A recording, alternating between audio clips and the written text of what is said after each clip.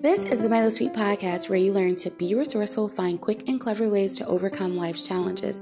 And guess what? Achieve more with less. Use what you have to get where you're trying to go. Learn to do difficult. And for excuses, get rid of them. I mean, all of them. They're dead to me. Let's go.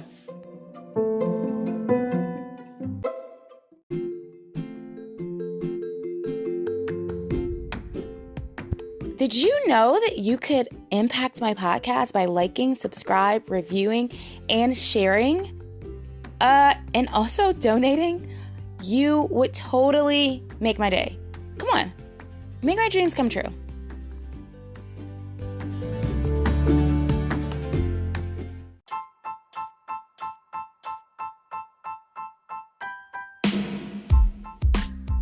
Ever want to do a budget once and then not really touch it? Okay, so that's my best advice if you want to set money goals for the new year, is first kind of plan the money that you know that's coming in. If you have $0 coming in, then you actually probably don't need a budget as much. I'm just kidding, you still need one. You still need to know like what you're going to do with the money when it comes in, because what's weird is I find if I don't plan my money or allocate it to something, it goes to whatever I feel like at that moment, and feelings come and go. You don't always want that item or that thing or that purchase, 5 days later. No. Some days you're like, it said final sale, so can I take it back? No, you can't. So if you're looking to really get ahead for 2021, look at how you spent your money. So there's apps like Mint or websites like mint.com. There's YNAB. I think it is. It's a budgeting app. And then there's Every Dollar the Dave Ramsey. There's QuickBooks QuickBooks works with Mint. So if you just look for budgeting tool, there's a lot of budgeting tools. I use YNAB and I use Hurdler for business. It's like a simple app that's on the go. You just check business or personal. Does a lot of things automatically, makes a lot of things very simple when you're looking at your numbers. So basically, I look at how I spent my money for the last year. And if my money is the same, then I make small tweaks like, wow, okay, I didn't know I had $20,000 that could have gone to savings. Or maybe it's that you didn't know that you had an extra, that you spent $5,000 on clothes and you hate your wardrobe. You might need to think more about those clothing purchases. Everything on clearance is not good for you. Most things are though, because you just feel like it's 50 cents. I'm just kidding. Well, if you go to Old Navy.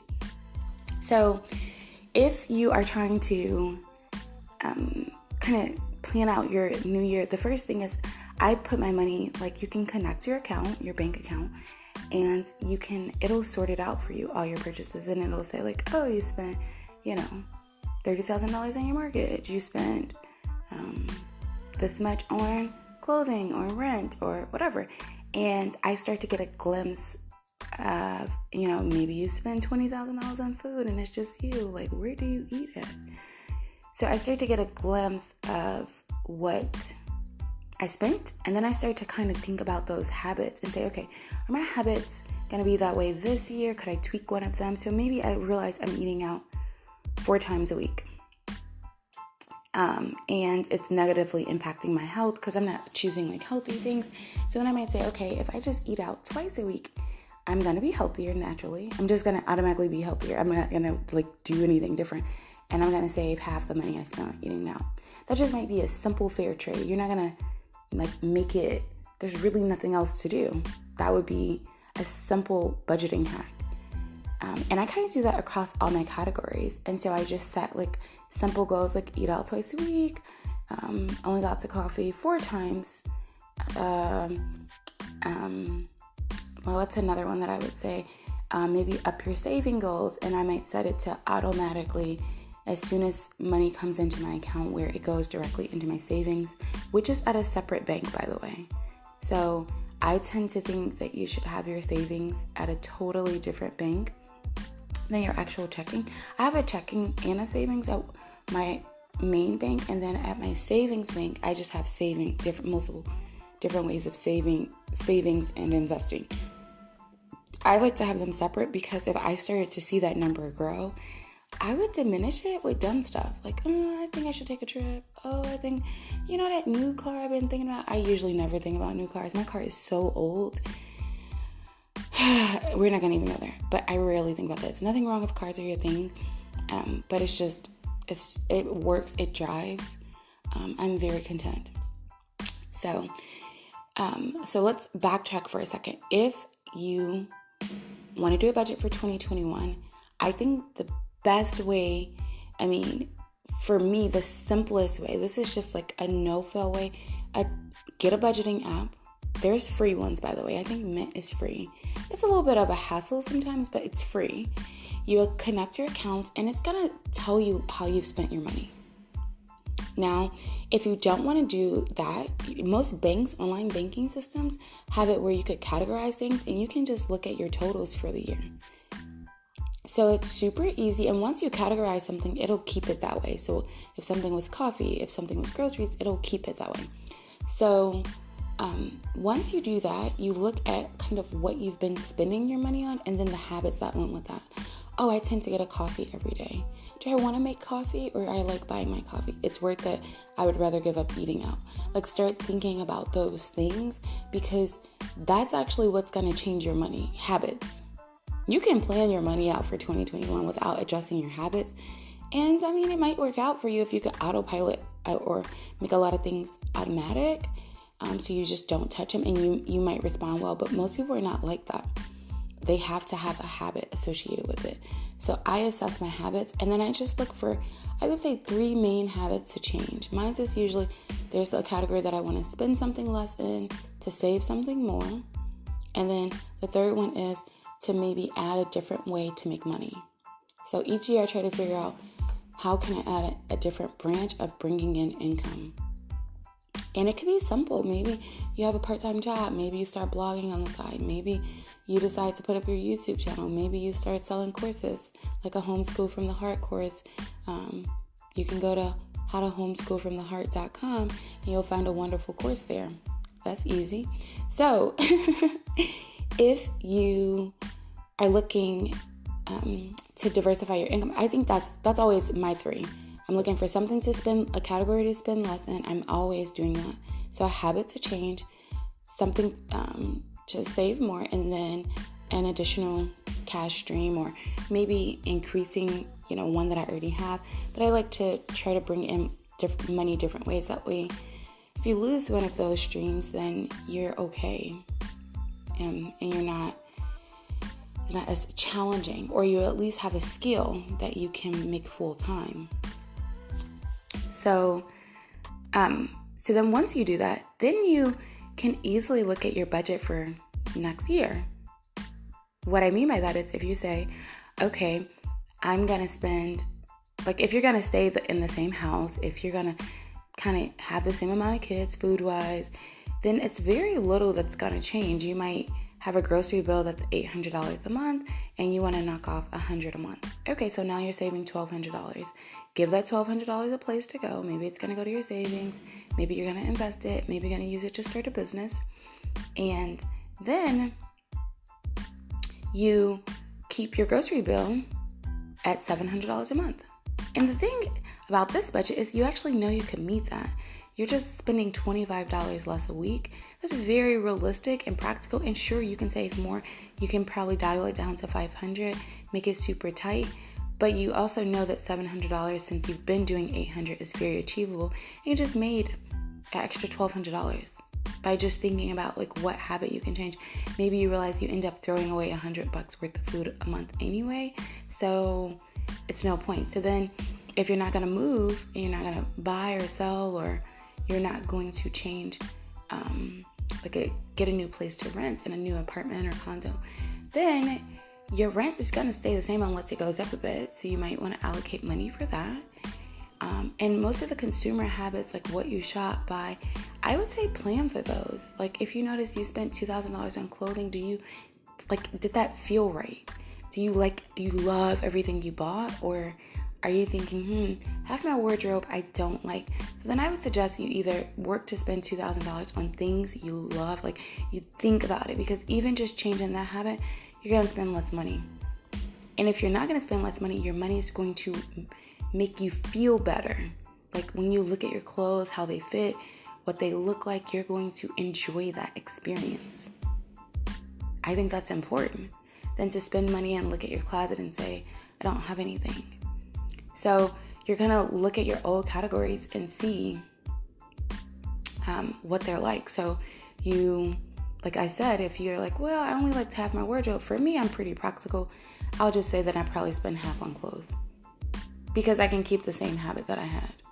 If I only like to have my wardrobe, then I'm going to really work either to make the $1,000 stretch, or I'm going to find out that I only spend half of that $1,000 on something I like, which is $500. So now I've dwindled my wardrobe down by habit to $500. So that's how I would tackle my budget.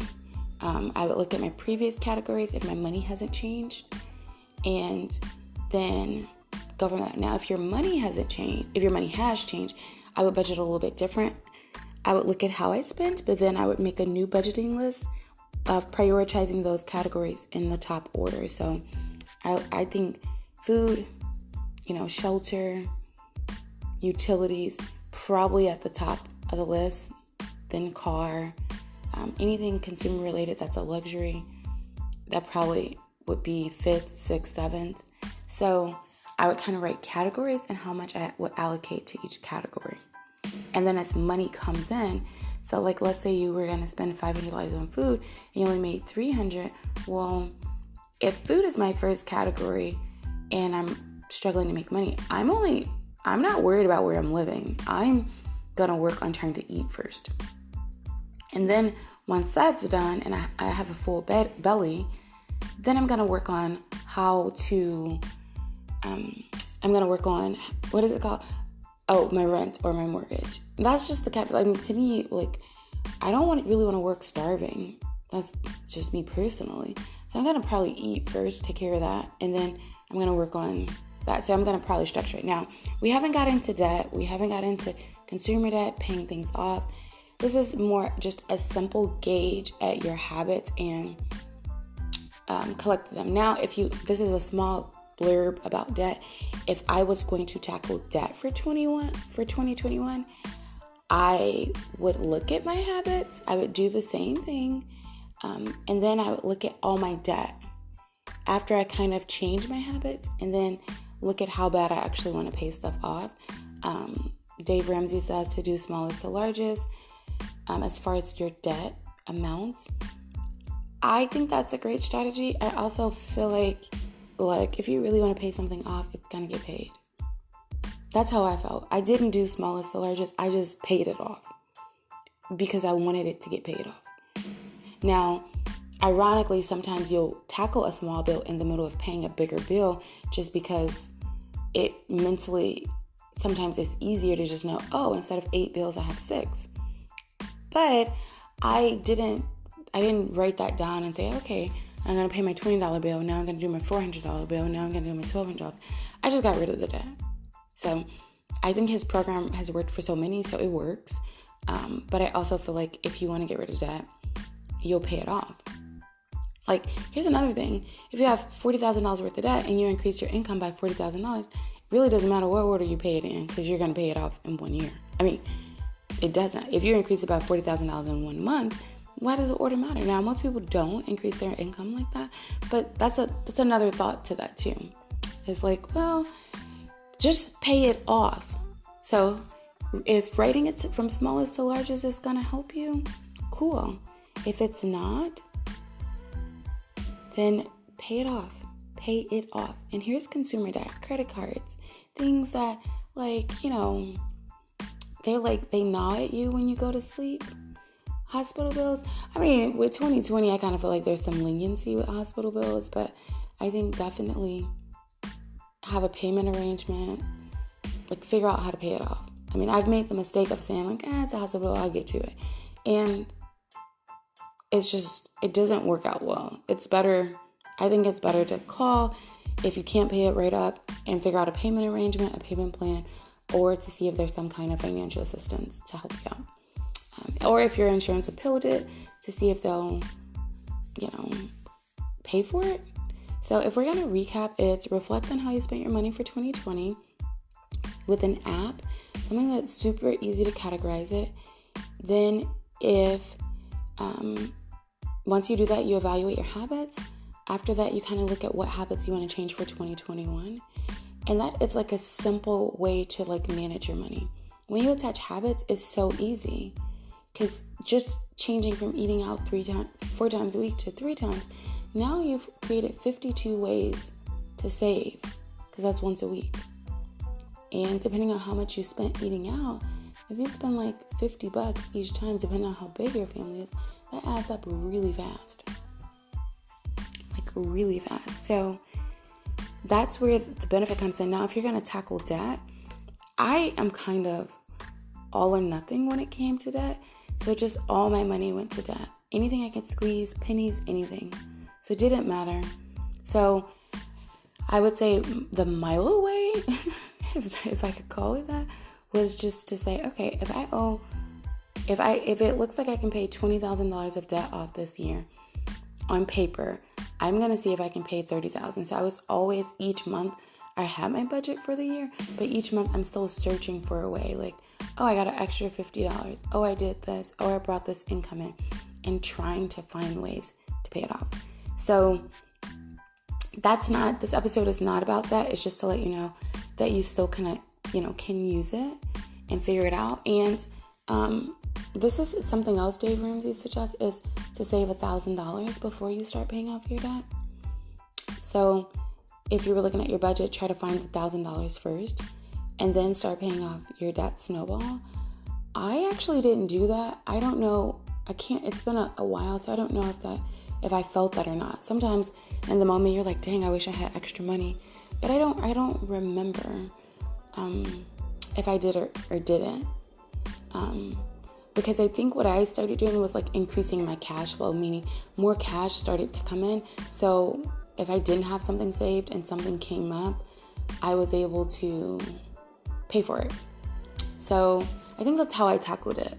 But either one I think works. So increase your cash flow, because you eventually need to save something. If all your money is going to paying off debt and you have no cushion, it's probably a good idea to have something saved. So yes, that is all. I would say I think this is a big deal because, it's going to kind of guide where you're going to go for 2021. Now, even though I plan things for the year and I set up the budget, I do kind of check it. Like, I usually glance at it every month, and then I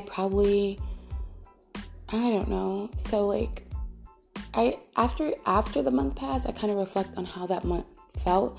So like for 2020, I'm really not hitting my goals for budgeting. I'm okay with that because I felt like, for me, it was more important to maintain sanity. And so if spending something extra or getting something that's my favorite versus, being a little bit more disciplined and eating, something that's just like, it's like, kale again, like just having more of your favorite food. Sometimes it's comforting. So, or not even favorite foods, but just like indulging more. Like I like, certain teas and coffee, and it's not cheap. So if you indulge in those kind of things a little bit more, just throughout the year, or like driving to different trails. I used to do a lot of trails close by, and now just driving further to them. It's just little things that add up. So I have given myself leniency in that area. I've met some goals. I've done every category and accomplished something in each category. But I, kind of thought, I can allow myself to just respond and think of what's best in the moment and protect sanity. So that was my number one goal. So yes, still save some, invest some, grow, diversify, but just not as aggressive as I planned. And I was okay with that. It was a choice I made. So that's what I mean with your money. You want to make choices and not realize, not get to the end of the year and think, what happened? How did this go? Because have you ever calculated your money and realized, what did I do? There's been years I did that where I had no idea that I made that amount of money. And I had no idea. I just had no idea. Just not even aware. And I mean, I literally spent my check on dumb stuff before it could come in. I'm like, I'm gonna get these shoes. Like, you don't even wear them. It's just like ridiculous. And if you're choosing to do that, it's fine. It's your money. But I think it's kind of harmful when you don't even know you're doing it. Like, you have no idea. I think you should know and you should make the choice. Or the choice will be made for you. Okay, this is way longer than I planned. So we're going to recap one more time. You want to reflect over the year, use an app or a tool to help you. It just makes it so easy. Otherwise, you're going to be like crunching numbers. Like, do people still crunch numbers? You're going to be crunching numbers. And to me, that's like laborious and not fun. Then you can look at what habits, the category, what habits you want to kind of change in. I usually pick what I'm going to see the most benefit, but make sure it's also a habit that you can keep. Consistency is more important. After that, you use that habit change as your new budget. It could change. Like, a budget is living and active, like your body. So planning your money, it can change. Your income can change. If you don't have any money coming in, then you prioritize your list of payments that you're gonna make, like your food, your shelter, your rent, your mortgage. You're gonna prioritize that and put how much is there. And then once you meet your food amount, you pay that. Once you meet your mortgage amount or rent amount, you pay that. And then the other part to that is, if you're tackling debt, you want to organize your debt. It should all be on like 1 or 2 sheets of paper. For some of you guys who have a lot, 10 sheets of paper, you should organize it. And in the payment order, I think I organized mine. Like, some of the things I was on was payment plans. I organized it in payment plans. And then after you do that, you just organize it. You could do smallest to largest. Paying off, scratching things off your list is very fun. So if scratching things off your list is like, yes, then do it that way. If you're just gun-ho, like, there's no way I can pay these people anymore. Like, I need them out of my life. I personally don't think it matters. That's just me. Because I was just all in. I didn't care. I would find, like, money, like, let's just say there's, like, a penny or a nickel. And I would pick it up. I mean, as long as, you didn't see who dropped it in. But, like, that's how serious I was about it. That seems a little extreme, but I was just all in. Any opportunity I could find, I made it work. So then after that, you want to make sure that you map it all out. Plan out your months. Plan out your months. And then I want you to, Okay, so you want to plan out your months. And then you're going to assess this probably each month. But now you kind of have a glimpse of the year, what habits you need to change, and how it's going to affect your money. That's all. I wish you well. Let me know if you have questions. You can ask them anchor.fm/the Mila Sweet podcast. Homeschool from the Heart changed my life, changed my mindset, changed everything about. You hear that? Yeah, it changed that too. See, I'm not even bothered by this interruption. If you want to be able to work and enjoy being home with your kids, this is for you. Go to www.howtohomeschoolfromtheheart.com and get the best life now. Mostly. www.howtohomeschoolfromtheheart.com.